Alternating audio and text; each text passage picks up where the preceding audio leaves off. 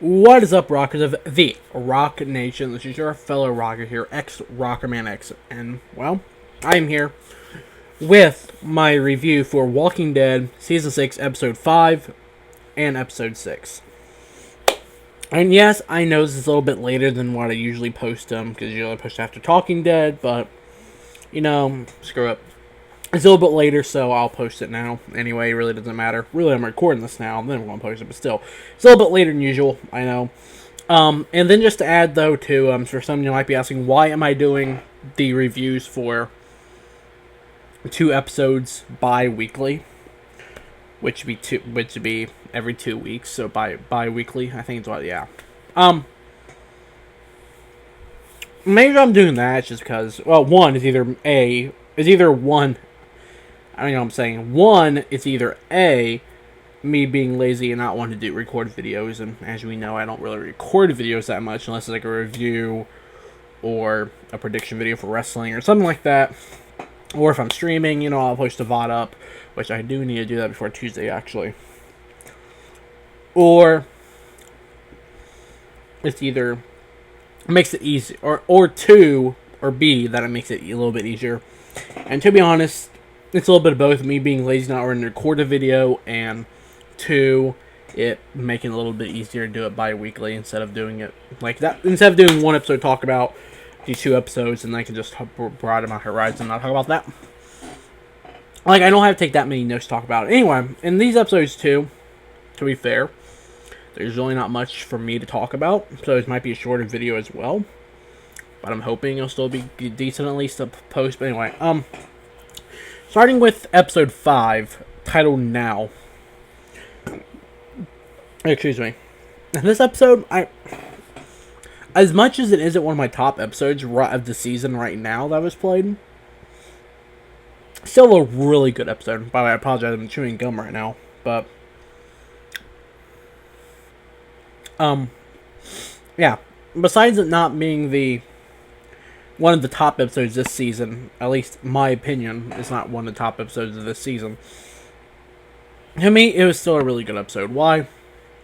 Just for the aspects of the stuff that was going on, like after the attack of the wolf, after the aftermath of the wolf's attack, and then the walkers come in, and half of the Mega Horde is trapped around Alexandria. So, you know, and again, I really did enjoy this episode because, like, that opening scene, or at least part of it, because I didn't watch all of it because I was doing something, but I caught, like, the last minute of the opening scene.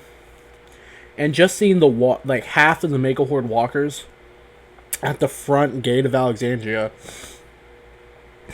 and literally it opened, you see them, Deanna and some other folks there are, like, looking straight at it, and you're like, oh my god. And it's just crazy, like, and as I constantly say, people of the Alexandria has not been out there that long. If they haven't been out there, or they haven't been out there at all, you know, they don't know what the outside world's like beyond the walls of Alexandria. So just that opening scene right there, like before the opening credits rolled, was just like, oh my god. It's just, and then seeing Deanna, her face was just, you can tell she's, and before I go to Deanna, you can just tell, oh my god. But yeah, and at the point I really want to bring up, though, did Rick's plan actually work? And to me, I want to say it did work. Now, some of you would be like, no, it didn't work. The Horde's still there. Well, that's where you're wrong. Not the whole Mega Horde is not there. Only half of them, like Aaron said, only half of them are there, not all of them. So Rick's plan did work, because not every walker is there.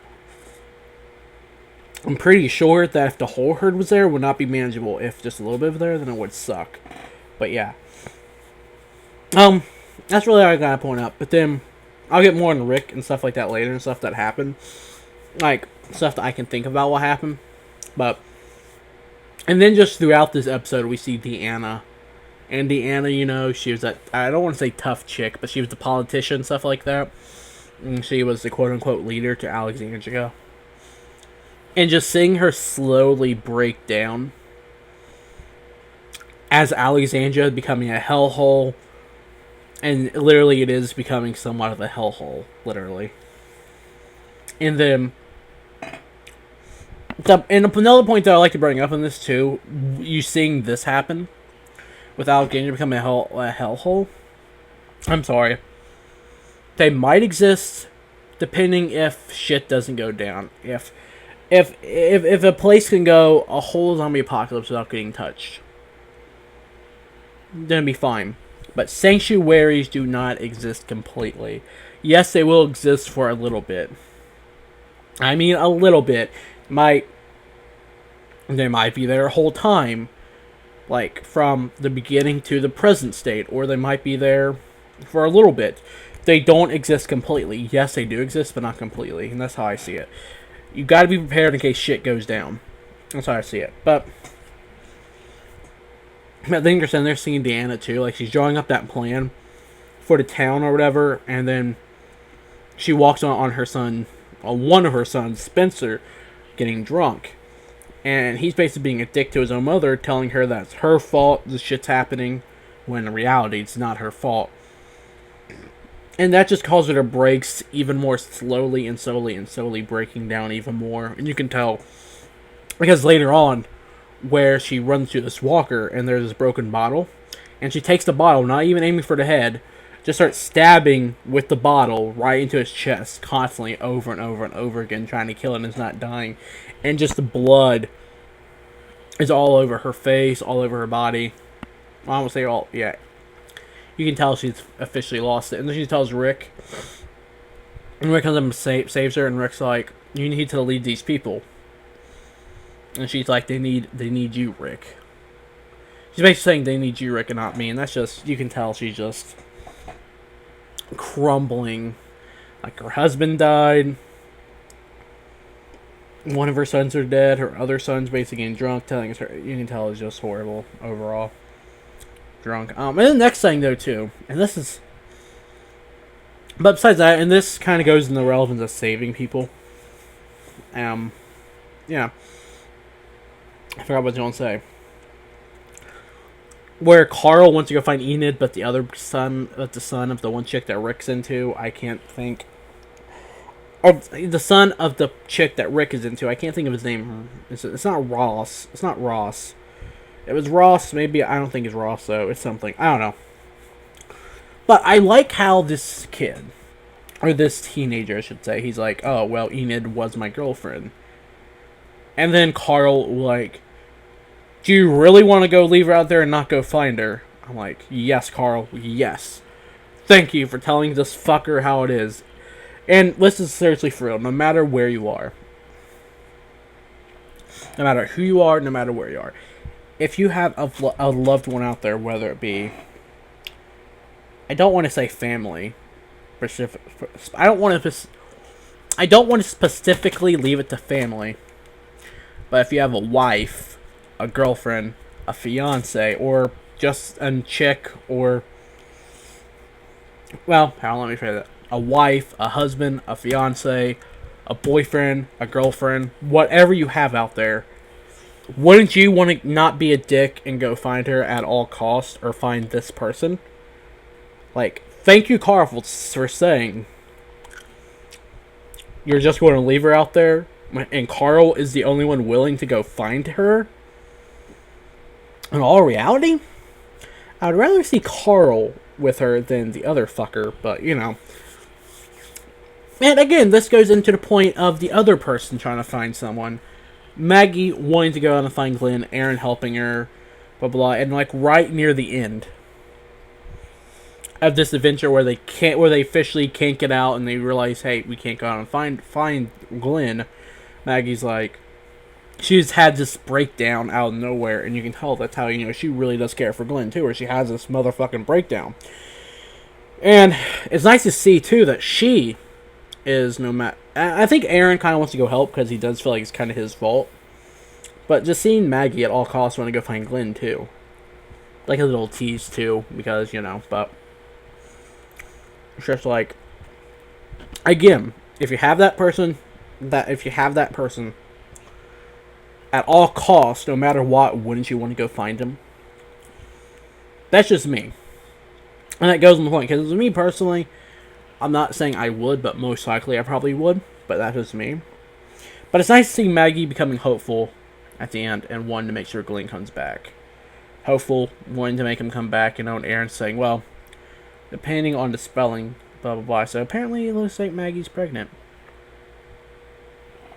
Or possibly, or will be, I don't know. But anyway, yeah. And speaking of love interest, too, this is where shit. This is where shit really gets heated. Because we have the I don't want to say lesbian, basically the lesbian couple. We have Tara kissing the doctor chick. Well, technically, Dr. Chick kissed Tara. I can't remember her name. It's like Gwen or something. I don't know. I forget her name. But you had the doctor that, at the moment, kissing Tara. You know.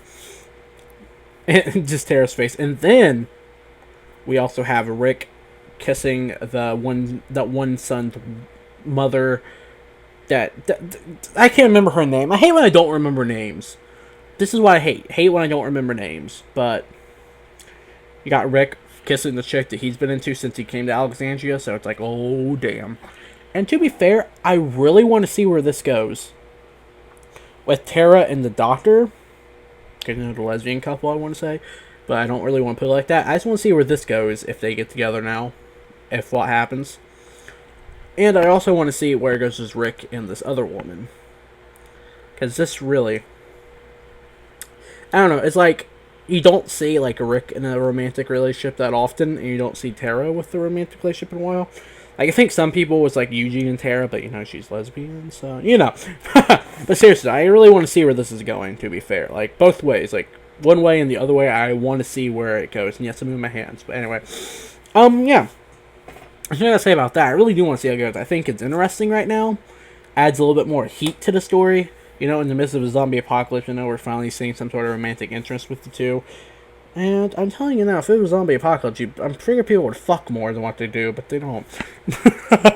I'm sorry, I had to say that, but... And throughout this episode, too, minus that, though, we got these people all the way throughout Alexandria, you know, raiding the pantry, doing other things. Possibly going to raid Armory thinking, oh, it's the end, it's the end, we're all going to die within a couple of days, blah, blah, blah, blah, blah. But, I comes a few people who's a voice of reason. Aaron steps in, obviously Rick steps in for a moment. Spencer, you know, whether he was a dick to his mother and getting drunk, he kind of stepped in for a minute. Even if he did think otherwise, he did step in. The chick Rick's into, she stepped in. Was Carol even in this episode? Maybe. I don't know if she was or not. But anyway. Again, you had these voice of reasons on the episode, and it's really not good to have these voice of reasons. Because, to be fair, if you didn't have these voice of reasons, you'd ultimately be fucked. But, yeah. Yeah, but then the main question, though, that leads to the end of the episode. Where is Sasha, Abraham, Daryl, and Glenn at? Because when we last seen Sasha, Abraham, and Daryl... Excuse me. They was meeting back up into the... Whatever. Yeah, they were all meeting back up. You know, with the Horde. Then we also know what happened with the Horde. And then the main thing, when we last saw Glenn, he was... Whether he's alive or not, I'm still going to say he's alive. But where the fuck is Glenn at, and what the fuck actually happened to Glenn? It's just that cliffhanger. And... If it was confirmed he was dead. On Talking Dead, generally if anyone dies, they have that person that dies on the Talking Dead during that episode. So, sorry for that. But, where the fuck is Glenn at? This is my main serious question. Where the fuck is Glenn? However, this episode, if I had to give it a rating... I would give it... I don't want to say 10 out of 10 stars. I want to say probably... maybe about... I don't want to say 10, but... Anywhere between a 7.5 to probably about a 9. Like... No, let's just say 8. No, yeah, 7. No, let's say 8. I think it makes sense. No offense, that's like in the middle. I like to say about 8 out of 10. I mean, it's a good episode, regardless, but... some people might disagree with that, but I think that's a word. I think that's reasonable for it. But that was episode 5 titled Now. Now, moving on to episode 6 for season 6 titled Always Accountable. And this episode, I really like what they did. Instead of like going back and forth between Alexandria and stuff. Well, No, they did. No, they didn't. I like how they blended it in more for Daryl, Sasha, and Abraham. Like, I keep... Okay, not... I'm taking this out for now so I don't beat them and chew on it. But, I see Daryl, Sasha, and Abraham. At the beginning of the episode, you know, they're in trouble. They're getting chased by whoever. God knows who the fuck they're getting chased by. Most likely, you assume it's the wolves that were chasing him, but in the vehicles, I don't think it would be the wolves. Like, you assume something's going on, but I don't know. It's just weird. But then you see, but again, in the end, they end up getting separated, or at least they end up getting separated, you know. Obviously, Daryl goes one way, Sasha and Abraham goes the other way. And here's what I really like, though, about this episode, really, is Daryl. Because, you know, it's been a while since we really seen... And this episode I really like, though, because... Yeah, what I was going to say. You have Daryl on his own, basically, throughout this episode. Which we don't get that often, really. Like, we almost never get Daryl on his own anymore. Or if we do, we do. We don't. But it hasn't been since, what, season 2? Or whatever season, I don't know. I don't remember what season it was, but we haven't really got an episode of Daryl by himself, like him actually, you know, him going on having I want to say an adventure by himself, but still. But Daryl at the end, he ends up with these people who, presumably when he crashed, well, I don't say crash, who basically the guy ends up attacking him, so they were going to earn. And here's what I want to know, and it's rare when we meet new people on the show. It is rare. You almost, well, I want to say rare when we meet new people, but when it's just like random people, there you go. It's generally rare when we meet general new random people. But my question is, though, these people, how they were, and they're like, everything we've got, we've earned, or everything we stole, we earned, or whatever. But my question is, though, who are these people referring to that they think Daryl is? Assuming it would be the wolves, but it most likely isn't the wolves. But whoever these people are that they were with beforehand, you can see how bad it has affected these people, and see how they are. You know, the guy attacks Daryl. You know, they knock him off. You know, they tie him up, steal stuff, and the guy threatens to shoot him. But yet they still make him follow him, which is obviously weird, but. Again, as I was going to say, though, who are these people? What I really want to know, even though this episode, they probably won't show, after this episode, these people won't show up again.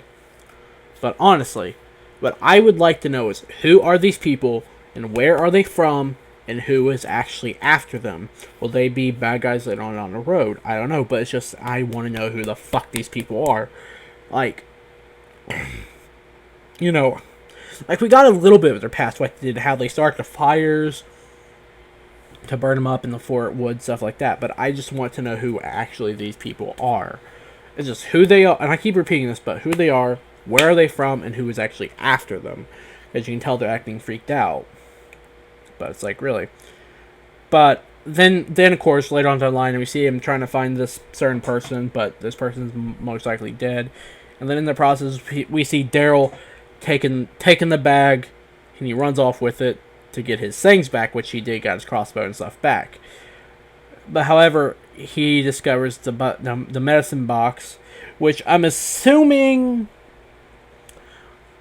to assume it's full of insulin. I would assume. But I can't swear to that, but I would assume it would be insulin. I don't know.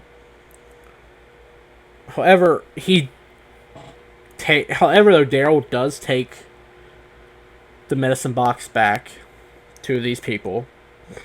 Everything else other than his weapons, he takes the medicine box and stuff back. Even despite this guy and the other... Well, not really the other people, but not really the two women, but the guy threatens to kill him. He still helps these people out. And he even helps them out when they're getting chased. And the guy even thinks, I threatened to kill you and you helped us. Basically, in so many words, thank you, so many. But, and then, of course, later on, Tina, I think was her name. I don't know. Ended up getting killed by two of the walkers, that were still alive, and I don't understand how they got her.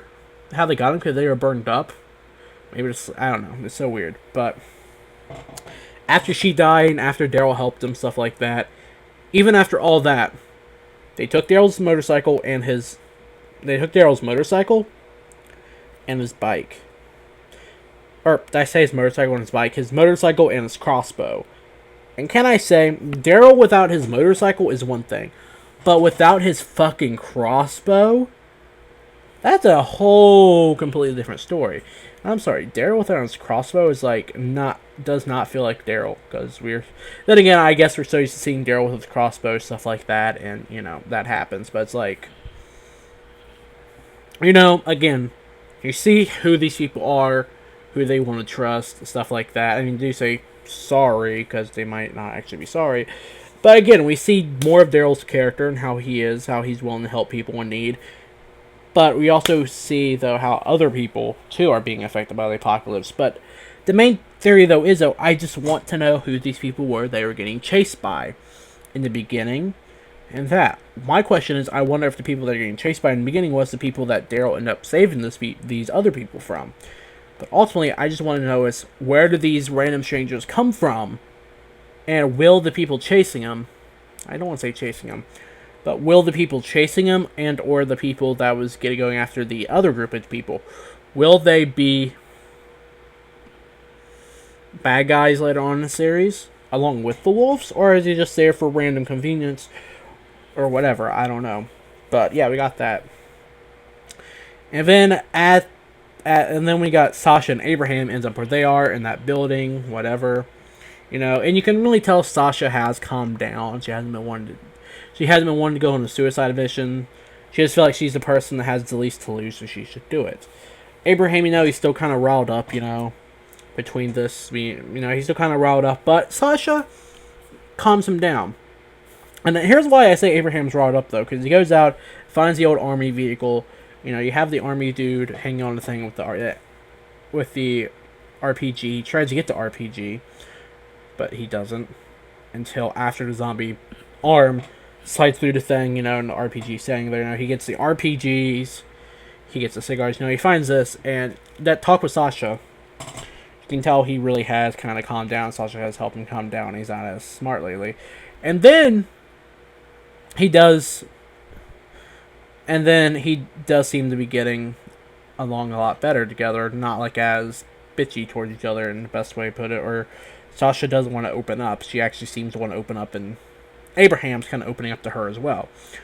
And I really do kind of enjoy this chemistry between them two, and that's just Abraham Rosita and stuff, And Abraham does find, what I find funny though, is Abraham does find that little army, does find that uniform, and it fits him almost perfectly. It's kind of funny how he finds that. I'm like, hey, look at this. It's just funny. But, yeah. And the question that leads to here, though, with this, though, throughout the episode is, are they going to make it back to Alexandria, or are they going to stay where they are? Because they act like they're not going to try and make it back. They act like they're just going to stay there unless given a chance to actually go back. And little do we know, here comes Daryl with the truck.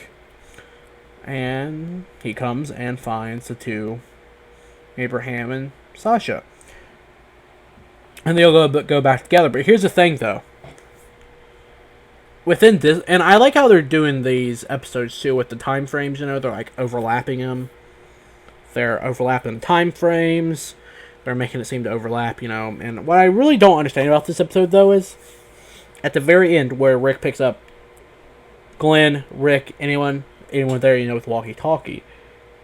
And then I feel like you heard something like Rick sound like they're under attack or something. Like, that's what it sounded like to me. They're under attack. But I couldn't tell if the walkers got in or what. So I don't know. But again, I do like how they're doing season, trying to overlap some things, doing these time warp per episode. And I really do enjoy that. It's like bringing something a little bit different. However, again, with episode 6, always, what's it called again? Always accountable, which I don't know what that episode title would mean. Like, now, like, from episode 5 now, I can understand, like, it's them adjusting to what's going on in the now setting. But always accountable, I mean, Zasha did use that, or Abraham did use that. But in general, I'm assuming that would mean you're always accountable for your own actions, which in general you are, but still. But, yeah. That's really all I gotta say. Overall, if I had to give this episode a rating, probably about an 8 out of 10. 8.5 out of 10, something like that. It's obviously not 10 out of 10 for me, but because again, I am more of a guy with action, stuff like that. But overall, still an overall enjoyable episode. I did enjoy it. But that's really all I gotta say. Until next time, guys, live free and rock. Well, hold on, before I go, everything you guys need to know is down in the description of the video. Facebook, Twitter, my Twitch channel for when I live stream. You know, I don't want to say this constantly, but you know, that's down there. And of course, if you're new to the channel, subscribe if you feel like it. But I'm not asking for any likes or anything. If you guys want to like the video, go ahead. I'm not asking for you guys to follow me or anything. I'm just saying, if you guys ever want to subscribe or follow me on any of my social medias and or my Twitch, you know, it's always down in the description, no matter what. But until next time, guys. I can't speak. But now officially, until next time, guys, live free and rock.